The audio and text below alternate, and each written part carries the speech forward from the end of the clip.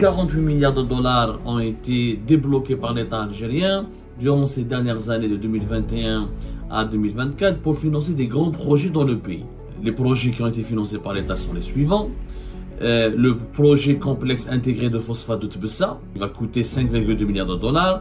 L'exploitation de gisements de Rajbilat Fitindouf pour 7,5 milliards de dollars. Et la réalisation de 7 stations de dessalement d'eau de mer pour 1,5 milliard de dollars. L'extension des lignes de métro d'Alger pour 8,6 milliards de dollars. Développement du réseau ferroviaire pour 20 milliards de dollars. Là, ça méritait quand même qu'on s'attarde sur ces annonces. Donc ce sont des projets qui ont été lancés, mais qui n'ont pas été achevés. Il n'y a pas eu de gros projets qui ont été inaugurés, réceptionnés ou la réalisés pendant les 5 premières années de M. Tebboune. Par le projet n'a jamais été réalisé, on ne sait pas qui va financer. On nous a jamais dit si les Chinois allaient rapporter un sou. Donc j'ai dit l'annonce, elle est extrêmement catastrophique. Non, je ne comprends pas. Alors pourquoi prendre des partenaires chinois si les Chinois ne nous ramènent pas de l'argent? On parlait d'un partenaire algéro-chinois. Où sont les Chinois? Où sont les Chinois? Là, ma cash. 48 milliards de dollars ont été débloqués par l'État algérien durant ces dernières années de 2021 à 2024 pour financer des grands projets dans le pays. Voilà, 48 milliards de dollars. C'est ce que a dit donc le directeur général du Trésor public. C'est des projets, donc, il s'agit de M. Haj Mohamed Sba, directeur général du Trésor et de la gestion comptable et des opérations financières de l'État au ministère des Finances. Voilà, c'est pas le directeur du Trésor public, c'est plutôt le directeur général à la fois du Trésor et de la gestion comptable et des opérations financières de l'État au ministère des Finances. Donc M. Haj Mohamed Sba, quand il a donné les détails sur les 48 milliards de dollars que l'État s'est engagé à débloquer, que l'État a débloqué entre 2021 et 2023, il a donné les détails. Les projets qui ont été financés par l'État sont les suivants. Le projet complexe intégré de phosphate de Tbessa, qui va coûter 5,2 milliards de dollars. L'exploitation de gisements de Rajbilat Fitindouf pour 7,5 milliards de dollars. Et la réalisation de 7 stations de dessalement d'eau de mer pour 1,5 milliard de dollars. En plus, il a parlé pour l'extension des lignes de métro d'Alger pour 8,6 milliards de dollars. Et les différents projets développement du réseau ferroviaire, il y a des développements nouveaux pour que le train puisse circuler un peu partout à travers le pays pour 20 milliards de dollars. Là, ça méritait quand même qu'on s'attarde sur ces annonces. 48 milliards de dollars, est-ce que le chiffre il est vrai? De quoi il s'agit? Et de quoi on parle?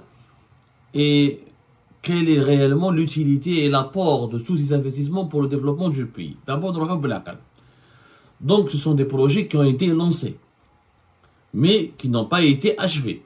Aucun projet, donc, quelque part, nous avons au moins la reconnaissance et l'aveu officiel d'un haut dirigeant du ministère des Finances, d'un haut dirigeant du gouvernement algérien, qui reconnaît qu'il n'y a pas eu de gros projets qui ont été inaugurés, réceptionnés ou la réalisés pendant les 5 premières années de M. Tebboune.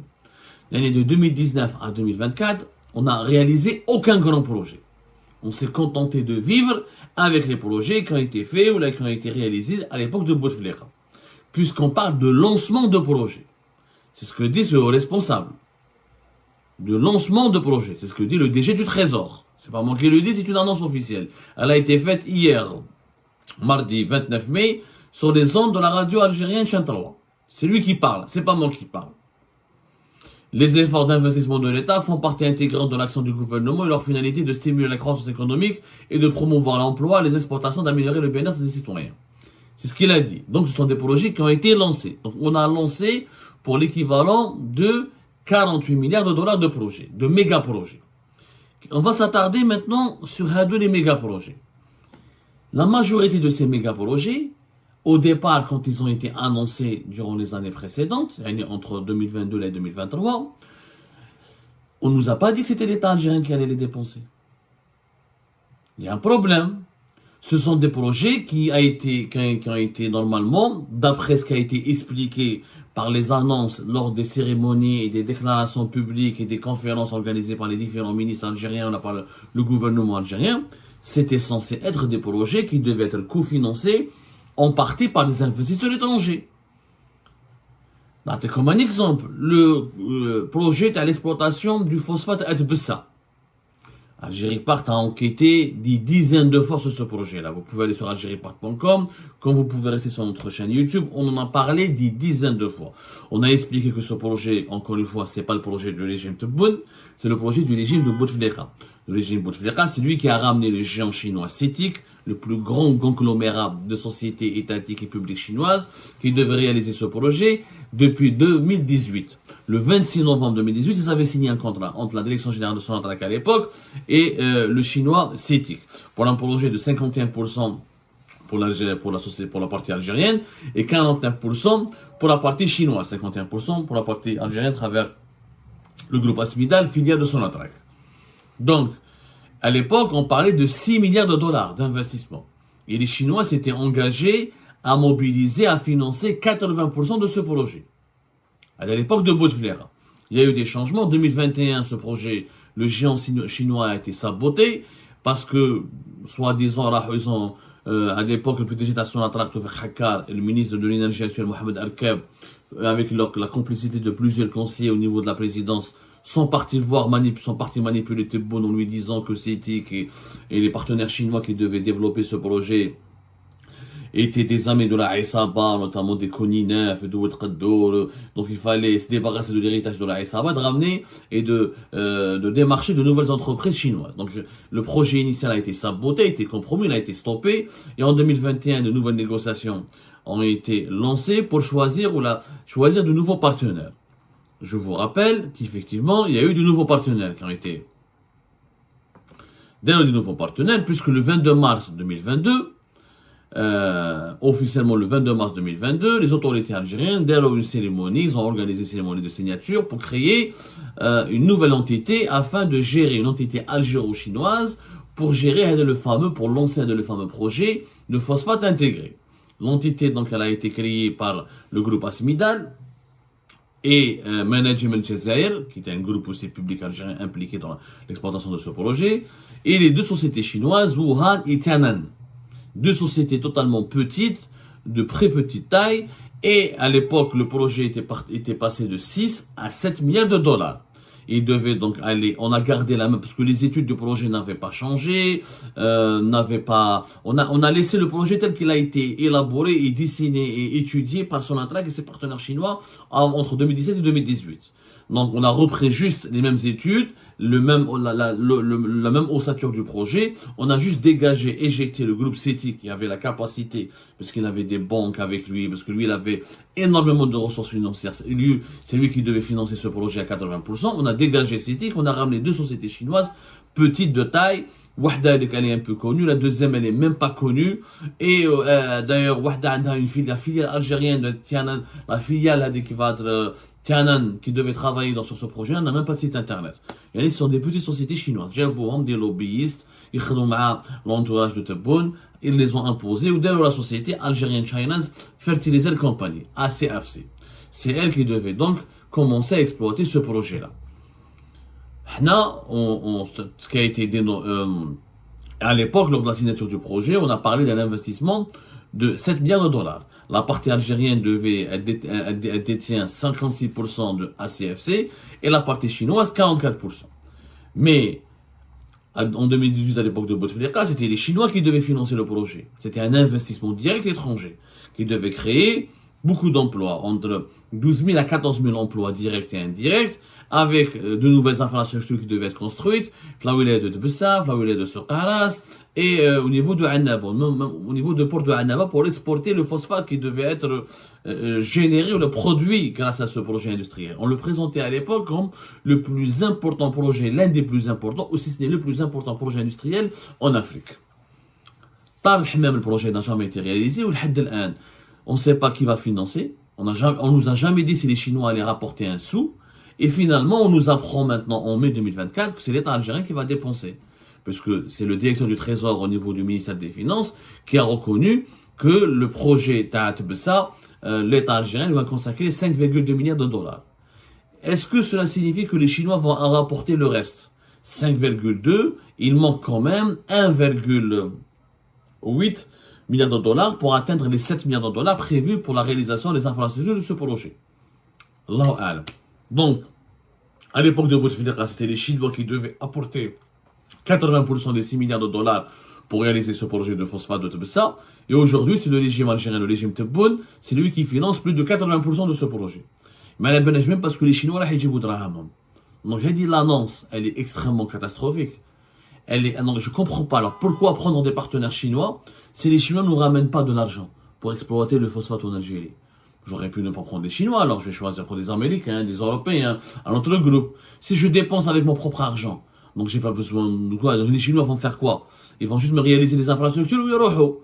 Mais qui va m'aider? On a besoin d'investisseurs étrangers qui vient lui-même investir. Il nous aide à développer les infrastructures. Au moins, il 50% de l'investissement. Quand Bouteflika par les Magdana, CETIC, il a ramené 80% de l'investissement. Donc, on aurait dû garder CETIC. C'est lui qui finance, et c'est lui qui exploite, et c'est lui qui nous aide à exporter. Et les études qui ont été faites à l'époque, on pourrait gagner entre 1 et 1,5 milliard de dollars d'exportation de phosphate par an. Donc, l'investissement à Hadaya, les Chinois ont bien pensé comment le rentabiliser au bout de 5-6 ans, voire 7-8 ans. Mais d'ailleurs, le projet de la phosphate, rien n'a été fait. Pour le moment, la seule nouvelle que nous avons eue, c'était en avril 2024. Une société française qui s'appelle Sofreco, c'est elle qui a été désignée pour mener les études de projet de transformation de phosphate de Tbessa. Elle est la société, comment elle s'appelle, Sofreco. Elle a remporté un appel d'offres qui a été lancé en 2022 par une entreprise filiale publique, Al-Nutrav, d'être un marché de 16 millions d'euros pour présenter des études de conception de la construction d'un complexe industriel de transformation des phosphates. Mais depuis, il s'agissait donc d'un complexe chimique qui devait se faire à la Ouinette, à 60 km de la ville de Tbessa, sur 350 hectares. Et il devait permettre donc de valoriser les phosphates extraits des gisements de Bled el-Hadba et Jbel Onk, toujours dans la wilaya de Tbessa. Projet intéressant, sauf que, celui qui a lancé l'appel d'offres, c'est Al-Nutrav. Al-Nutrav a été créé en octobre 2021, fait à 70% par Asmidal et 30% par un autre groupe, le groupe public algérien Manal. Waraham les Chinois.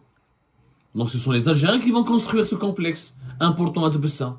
Mais on parlait d'un partenaire algéro-chinois. Waraham les Chinois, waraham drame les Chinois. Là, à Marrakech.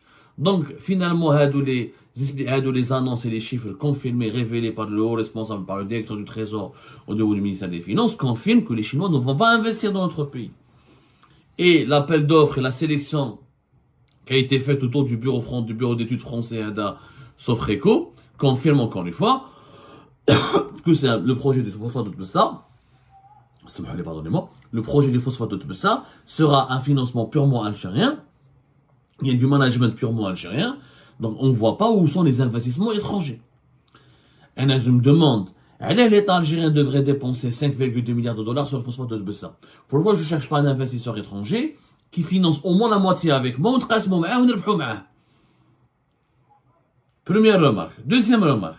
Le projet de Raj Bilet, 7 milliards et demi de dollars. Énorme. Énorme. Kif. Raj Bilet, je vous rappelle, c'était les Chinois qui devaient l'exploiter avec nous. Qui le phosphate à Tbessa.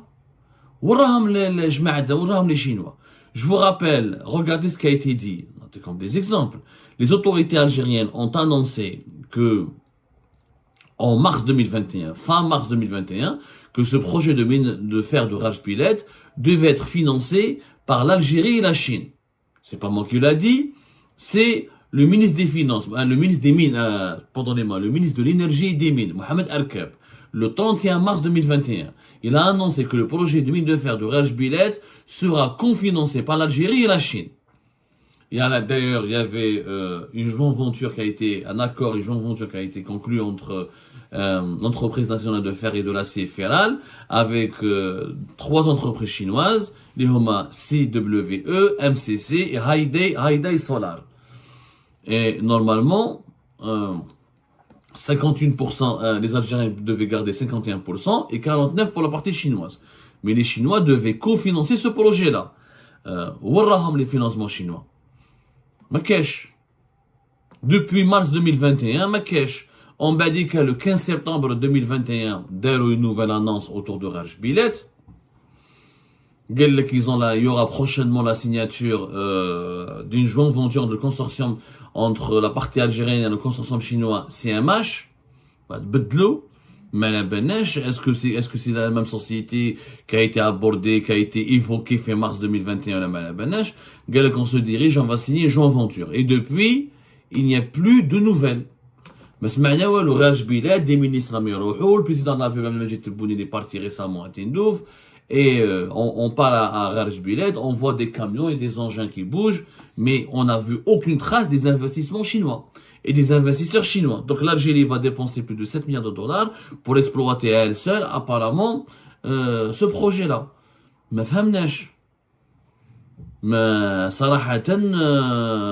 on n'a rien compris. Récemment, ils ont donné des marchés à une société chinoise importante pour construire des infrastructures qui serviront normalement au développement de Raj Bilad.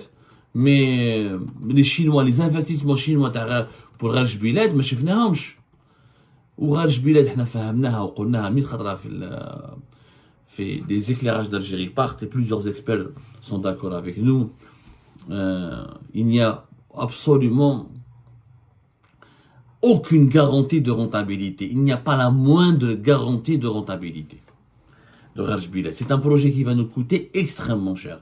Le projet de Raj Bilad, l'exploitation de la mine, la construction des lignes ferroviaires de Tindouf jusqu'à Béchar. Ensuite, le développement des infrastructures de Béchar et Tindouf pour acheminer le fer, le transformer, ça va nous coûter presque 30 milliards de dollars sur plusieurs années. Est-ce qu'on pourra rentabiliser ce projet-là? Jamais de la vie. Il faudra attendre 30 ans d'exportation, voire plus, pour pouvoir récupérer à peine ce que nous avons investi. Raj Bilad, pour qu'il soit rentable, il aurait dû être exploité entre l'Algérie et le Maroc et pour qu'il puisse exporter via un port situé sur le port de l'Atlantique. On va traverser plus de 1000 km pour aller de Tindouf jusqu'à Oran pour pouvoir exporter ce fer. C'est une connerie sur le plan économique. Il n'y a aucune garantie de, comment dirais-je, de rentabilité. D'ailleurs, les 20 milliards de dollars qui ont été évoqués pour financer les chemins de ligne de fer, c'est essentiellement les trains, c'est la ligne qui va servir à acheminer le fer qui sera extrait de Raj Bilad pour l'emmener vers des infrastructures, vers des sites de production d'exploitation à Béchar et à Oran. Notamment, il s'agit de la ligne Béchar-Tindouf sur plus de 557 km et qui va nous coûter extrêmement cher. Et va nous coûter extrêmement cher. On parle de 3 à 4 milliards de dollars rien que pour terminer cette ligne ce chemin de fer entre Béchar et Tindouf. On en a déjà parlé. On en a déjà parlé, vous pouvez vérifier. On a expliqué que le train Hadaya, c'est une folie. C'est tout simplement une folie. Un projet totalement fou de le train Béchar Tindouf. On a déjà expliqué, on a des détails, fahemna, ça va coûter très cher, qu'on n'a pas la garantie de le rentabiliser, etc. Mais personne n'a voulu nous écouter en quelque sorte. 3,2 milliards d'euros, voilà. C'est 3,2 milliards de dollars pour la construction de Tindouf et Béchar. Énorme. Avec 3,2 millions de dollars, pour un train, tu peux construire tu peux financer des TGV entre les grandes villes du Nord où nous avons énormément de population. Tindouf, elle est peuplée que par 100 000 habitants et quelques. Je te fais un moment.